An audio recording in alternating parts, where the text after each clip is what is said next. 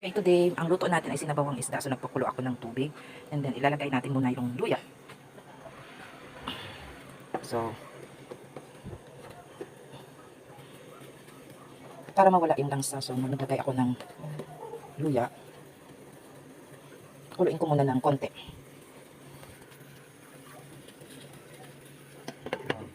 So, mga ilang minuto na yan is ilalagay ko rin yung madali lang kasi lutuin itong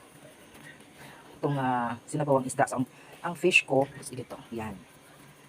Ulo lahat kasi yung katawan, inano ko na siya. Naprito ako. So, ang ano ko lang kasi aim is magkaroon ng sabaw si Seiya. So, nilagay ko itong sibuyas, konting bawang, and then yung kamatis. Okay.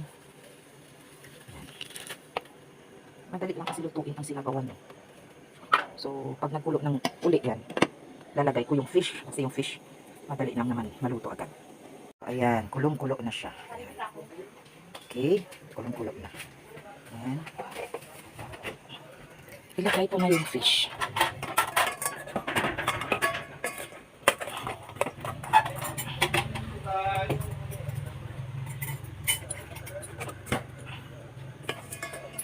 Nakuha ka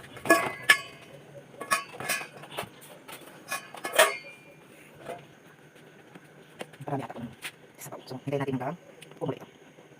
Ayan. So, ngayon, tinimplahan ko na yan. So, ilagay na natin yung pinakahuli is the malunggay.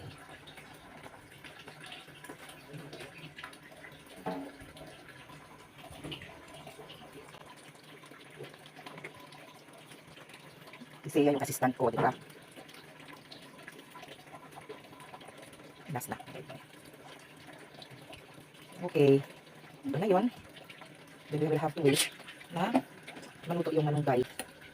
And then iahon natin. Actually guys, hindi ako naglalagay ng, kung napansin nyo, hindi ako palalagay ng kamatis. It's just because na ang luto natin is sinabawang isda. So kailangan mas masarap na may kamatis siya. Hindi ako fan kasi madali siyang masira.